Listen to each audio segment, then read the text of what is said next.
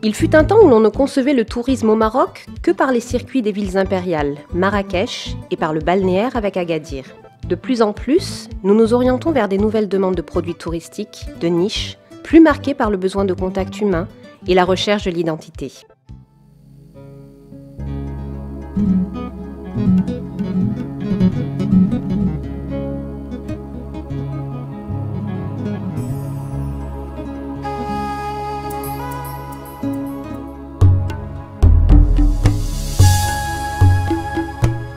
Le Maroc est reconnu comme le paradis des géologues et vous serez surpris par la variété des paysages.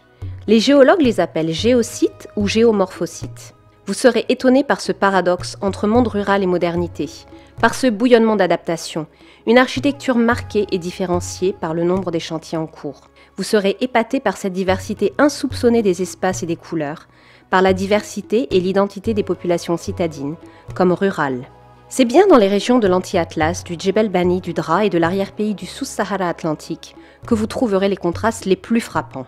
En Europe, comme pour les pays arabes et de plus en plus pour les pays africains, asiatiques, il est maintenant de notoriété publique que le Maroc est un pays accueillant, réceptif, identifié par la qualité, qualifié par son islam tolérant, sa culture, son artisanat, sa gastronomie.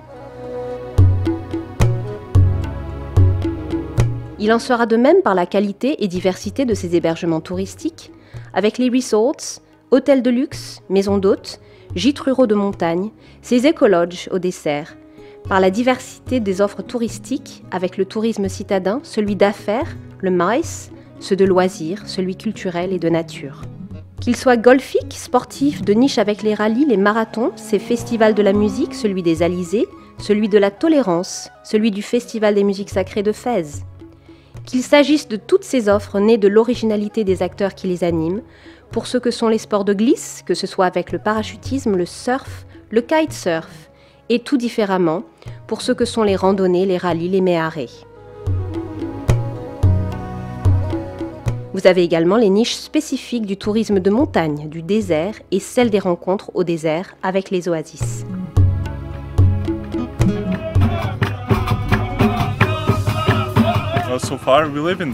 Nous avons beaucoup voyagé au Maroc et pour ma part, ayant fait les deux expériences de la ville et du monde rural, je préfère venir dans ces régions pour le contact et l'accueil chaleureux que l'on nous réserve.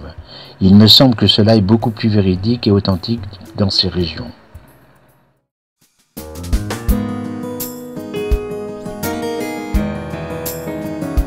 Sous le règne de Sa Majesté Hassan II, le tourisme marocain se confinait à l'offre des circuits des villes impériales et à une offre adaptée d'un tourisme balnéaire principalement concentré sur Agadir, faisant valoir en cela un fonds de commerce basé sur la douceur climatique. Cela répondait parfaitement aux demandes des pays nordiques. C'est par une volonté de rupture sous l'impulsion royale de Sa Majesté Mohamed VI et une prise de conscience des professionnels que fut engagée la vision 2010 avec pour objectif d'atteindre les 10 millions de touristes.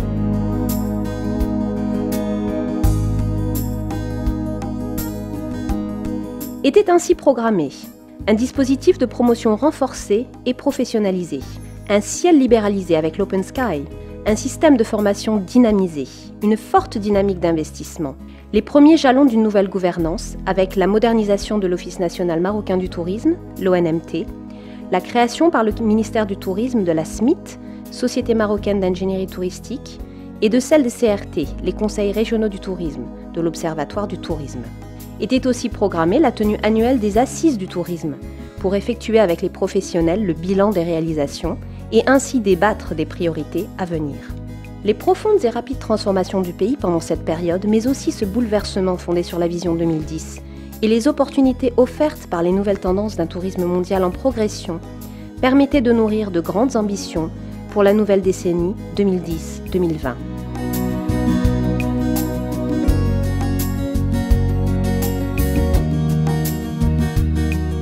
Le Maroc voulut ainsi se démarquer en prenant l'engagement de continuer à faire du tourisme l'un des moteurs du développement économique, social et culturel du pays.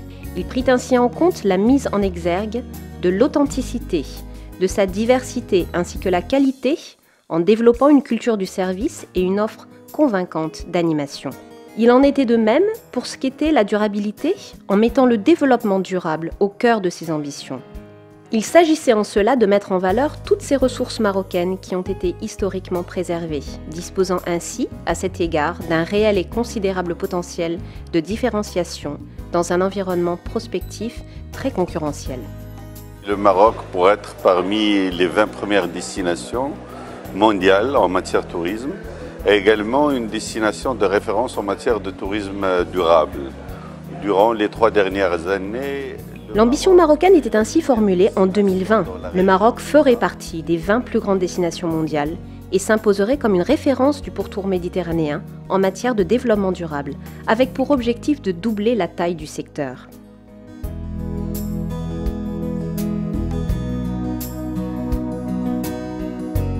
Malheureusement, cela fut sans compter sur la crise européenne de 2007-2008 et ses conséquences sur l'économie mondiale. Cela était sans compter sur les conséquences qui devaient s'en suivre, n'ayant pas pu ou su prévoir les crises de conscience de la jeunesse mondiale, acculée au chômage et à la perte de toute forme de rêve et d'espoir du lendemain. Ces jeunesses s'exprimèrent plus concrètement dans celle du printemps arabe, fixant ainsi à tort pour les marchés touristiques porteurs un amalgame injustifié, impliquant à tort le Maroc à certains pays du Maghreb et d'Afrique du Nord, à ces problématiques spécifiques.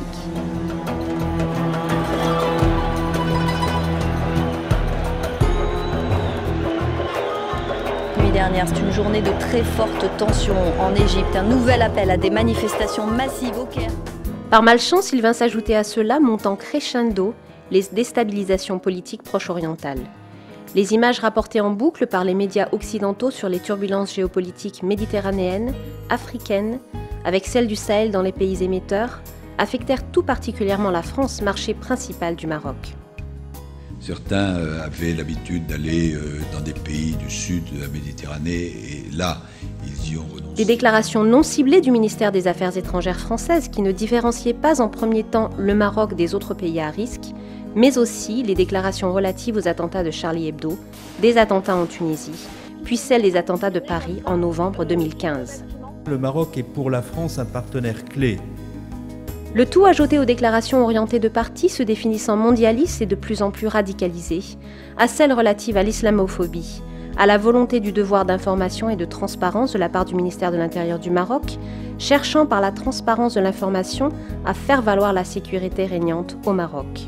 L'entretien que je viens d'avoir avec M. Cazeneuve a été l'occasion pour nous de réaffirmer notre entière disposition à renforcer davantage la coopération entre nos services de sécurité respectifs. Une situation économique chez nos partenaires qui n'est pas brillante, et également avec les problèmes d'insécurité dans la région qui sont un peu reliés au printemps arabe. Malgré ça, avec bien sûr la résilience du tourisme marocain, les fondamentaux qui sont bons, l'hospitalité. Malgré les discours rassurants du ministre du Tourisme à faire valoir le maintien des arrivées touristiques au Maroc, en comparaison du malaise général qui s'instaurait pour les pays du pourtour méditerranéen, du Maghreb, en citant les résultats négatifs des autres pays riverains, font que le Maroc, impacté, se doit de revoir sa stratégie touristique.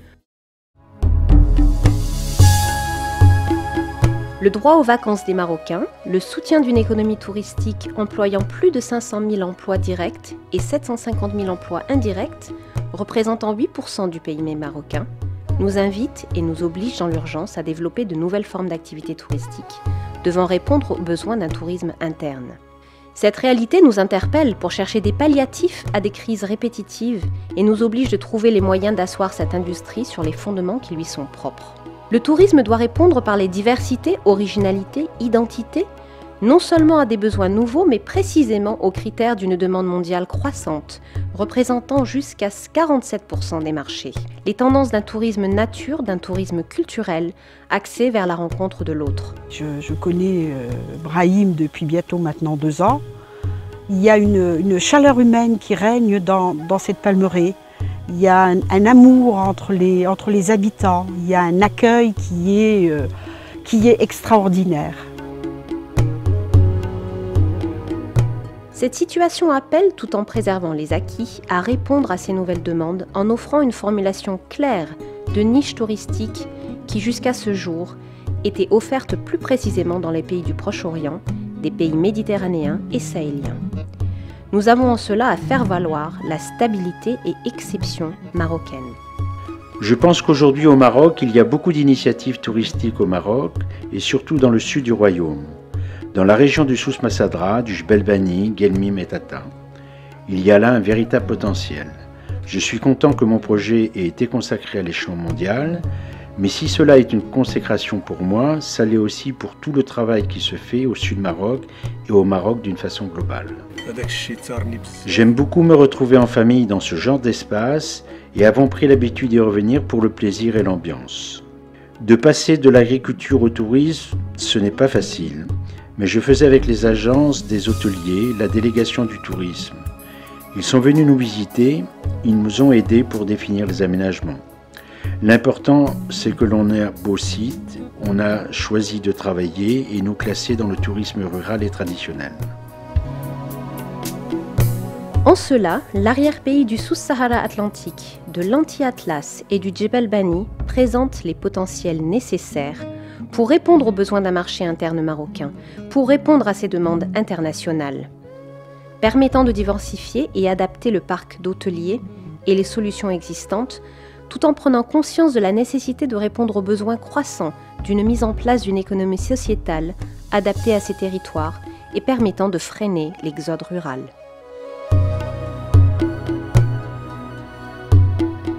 Il devient urgent de faire valoir un développement inclusif, intégré et durable, misant sur cette identité régionale dans la mouvance d'un choix politique royal, d'axer le développement sur les fondements d'une régionalisation avancée.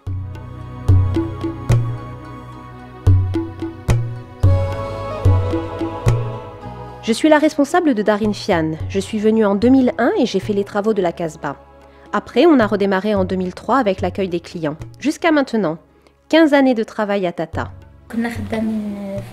On a travaillé dans une famille à Casablanca et travaillons à Darin Fian depuis que Latifa nous a embauchés en 2005. Je travaille dans le tourisme depuis que je suis très jeune. Très vite, j'ai compris que c'est un métier dans lequel l'on peut trouver un intérêt matériel et y faire assez facilement son chemin. Il est possible de concevoir un développement écosociétal régional équilibré et un développement touristique de l'arrière-pays du Sous-Sahara Atlantique, de l'Anti-Atlas, du Jebel Bani, en profitant de l'existence d'une logistique forte de ces aéroports régionaux et d'un réseau routier excellent. Il en est de même pour ce qu'est la desserte exemplaire en télécommunications, avec des hébergements touristiques classés et adaptés, et une société civile forte de ces associations et coopératives féminines. Nous sommes une association qui fabrique des produits cosmétiques se rapportant à la beauté et à l'esthétique féminine. Nous participons pour les faire connaître à beaucoup d'expositions régionales. Elles nous permettent en général d'écouler facilement nos produits. Cela fait longtemps que je produis ce genre d'artisanat qui maintenant, en tant que veuve, me permet de faire vivre ma famille. Participant à beaucoup d'expositions locales et régionales, c'est comme cela que je me suis rendu compte que beaucoup de femmes constituaient des coopératives. Cela m'a donné l'idée de vendre du couscous, du blé germé et des plantes médicinales en constituant à mon tour la mienne.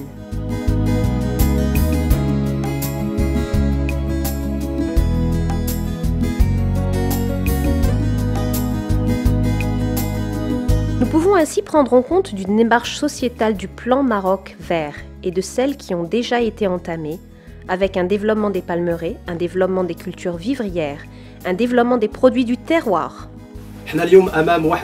Nous sommes dans l'oasis de Tisgui, la porte de Tata, soumis aux furies de l'Oued, qui crue après crue menace et dévaste notre palmeraie. Si on n'y prend pas garde, cette oasis aura disparu d'ici une vingtaine d'années. La coopérative a environ 150 ruches et les particuliers en possèdent environ 500. Notre problème réside dans le fait de commencer à perdre des reines pour les ruches et manquons de savoir-faire pour les renouveler.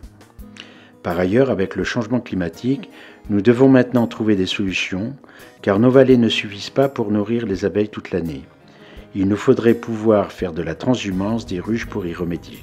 Une politique de développement des zones oasiennes et de l'art gagné avec l'agence ANZOA, avec une politique de développement social des provinces du Sud, avec l'APDS. Le secteur de l'artisanat emploie beaucoup de personnes dans nos régions et l'on constate une recrudescence des demandes des produits artisanaux. Cela fait travailler de plus en plus d'artisans, Dans ce contexte, on peut considérer que les efforts mis en place par notre ministère pour normaliser ces diverses productions ont permis une très grande ouverture des productions pour l'export.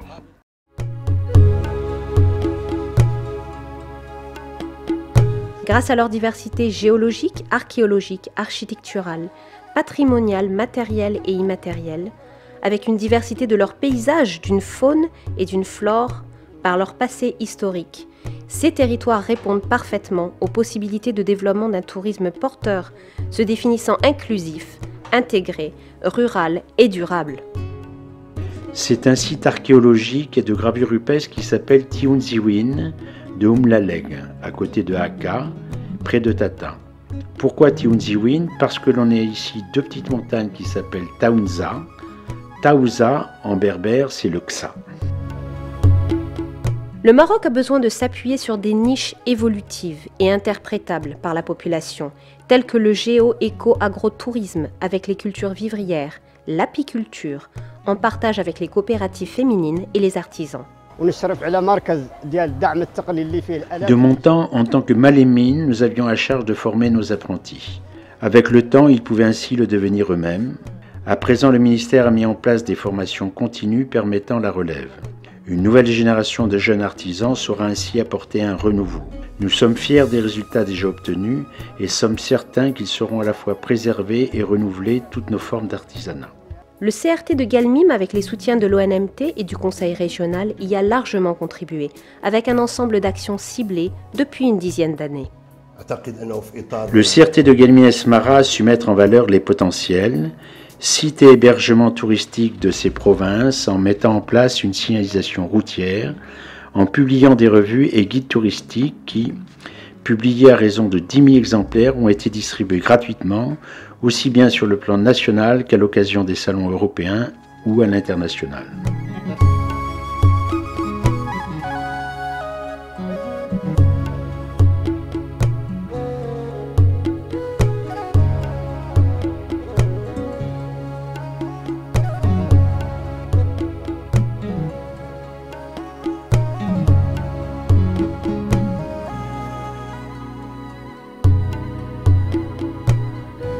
Mais aussi par choix et orientation de développement écosociétal inclusif, intégré et durable dans le cadre de la mise en place du projet du géoparc du Djebel Bani.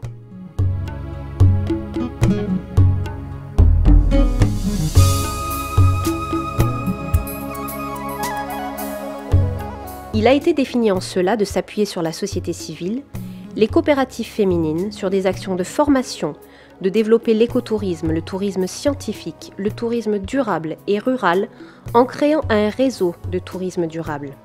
Créant une quarantaine de circuits touristiques au départ des aéroports de Galmim, d'Agadir, de Ouarzazate et de Marrakech dans un premier temps, il est envisagé assez rapidement de pouvoir le faire à partir des aérodromes de Zagora et celui de Tata, qui auront à être ouverts en tant qu'aéroport. Il fallait le faire savoir, faire reconnaître l'existence de ses potentiels et capacités touristiques. Cela fut concrétisé avec la création de points d'information touristiques. J'ai commencé mes études à la faculté d'Agadir et j'ai eu l'opportunité d'être embauché par PSPM SRL pour m'occuper du point d'information touristique de Tata. Cela me permet le contact humain et de faire connaître les nombreuses capacités touristiques de Tata et de sa région aux touristes. Ces PIT ont permis la mise en ligne de portails.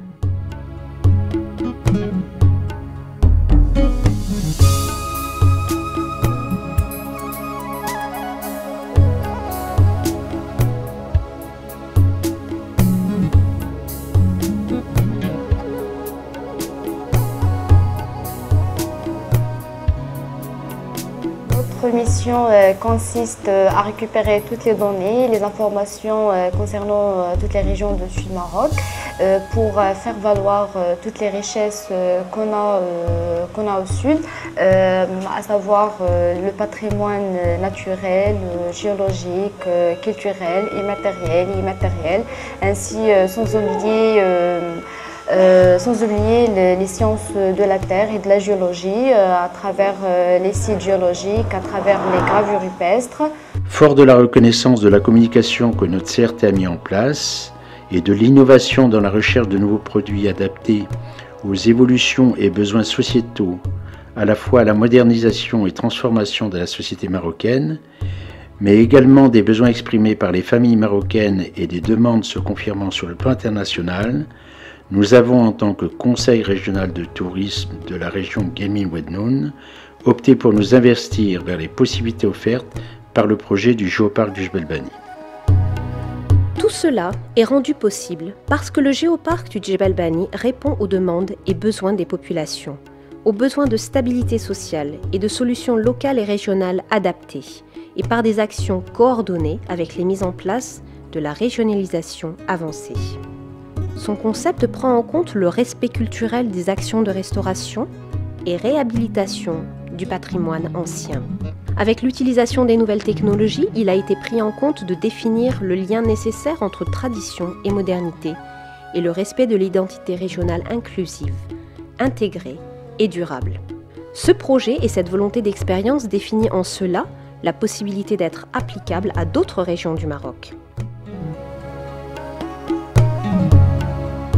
Le projet de géoparc du Jebel Bani, fort d'une charte géotouristique et d'une charte d'éthique, s'appuie sur le géo-agrotourisme et sur le tourisme scientifique. Il s'oblige d'évaluer l'ensemble du capital matériel et immatériel de ces régions. Les populations sont définies en tant qu'actrices de ces formes de développement et sont positionnées pour répondre aux enjeux qui consistent à relever les défis et nécessiter d'une application et gestion rationnelle des ressources humaines, d'un développement durable adapté au milieu rural. Les objectifs prennent ainsi en compte les données de l'exode rural, les besoins des populations, les besoins des jeunes, les besoins des femmes de se retrouver dans leur identité et le développement national. Réalisant ce projet, nous sommes ainsi en mesure de faire en sorte que ce territoire puisse être inscrit au rang de capital immatériel de l'humanité dans le cadre des géoparcs mondiaux de l'UNESCO. Donc comme on a pu le voir, on est dans un monde qui change, qui a changé, et il est certain qu'il va falloir trouver une solution et une alternative à cette forme de tourisme que le Maroc s'est donné, donc qui est celui des resorts, du golfe, disons la ville de Marrakech, les grandes villes. Et à partir de là, dans le droit aux vacances pour les Marocains, et les Marocains qui ne connaissent pas leur pays. Donc il faut arriver à trouver cette synthèse et ce trait d'union avec les élus, avec la régionalisation avancée qui se met en place, en faisant confiance aux jeunes, cette génération Y, cette génération Z, qui manipulent les réseaux sociaux, etc., de faire valoir, disons, qu'on a tout à côté de chez soi, à travers, disons, la nature, le culturel, mais bien entendu, il faut construire tout ça. Donc actuellement, cette alternative dans le cadre de l'anti-Atlas et du Jebel Bani, avec le géoparc et avec une volonté d'une demande d'inscription au patrimoine de l'UNESCO, il s'agit de mettre en valeur tout ce qui peut être matériel au niveau de cette histoire marocaine qui date de 11e siècle, avec l'arrivée des Arabes qui ont rencontré les Berbères, et à partir de là, toute une économie historique qui s'est mise en place, qui a fait ce Maroc moderne que l'on connaît actuellement. Donc je dirais que nous avons réussi à mettre un réseau de développement touristique du géoparc du Jebel Bani qui permet la valorisation actuelle de 149 hébergements classés qui ne sont pas assez connus, donc c'est des problèmes de promotion. Mais à partir de là, nous nous proposons dans le cadre d'une structure interrégionale avec les nouveaux élus qui se mettent en place, avec le ministère, avec la SMIT qui a son mot à dire, et qui à partir de là, disons, permettront de définir ces circuits qui au départ des aéroports de Ouarzazate, de Marrakech, d'Agadir, de Guelmim, et plus tard de Tata sans doute, et de Zagora, mais assez rapidement, permettent, disons, de comprendre cette notion du tourisme interne avec cette partie patrimoniale d'un capital matériel, capital immatériel, et qui font que nous avons beaucoup de choses à voir. Le problème, c'est de le faire reconnaître. Pour cela, il faut le structurer, il faut avoir ce pas vis-à-vis des élus, vis-à-vis de ces nouveaux élus, pour faire valoir ce que peuvent être les écomusées, les rassemblements de culture, nature, et faire comprendre cet acte touristique qui est avant toute chose le partage entre l'un et l'autre qui vient chercher dans ce pays-là, disons à travers, entre guillemets, l'exotisme maghrébin, africain, le fait de la rencontre de populations qui ont pour elles, disons, une culture, un artisanat, et puis, disons, ce côté géologique qu'on a pu vous faire voir, et qui sont que l'Anti-Atlas reste le paradis des géologues. C'est le paradis également de la photographie, et à partir de là, je dirais qu'avec les jeunes et dans ce partage, on vous invite à venir nous rencontrer dans cet arrière-pays qui sera le complément d'un tourisme finalisé dans le cadre d'une vision 2010, d'une vision 2020 et qui nous permettra, disons, de surmonter toutes ces problématiques que l'on peut connaître actuellement.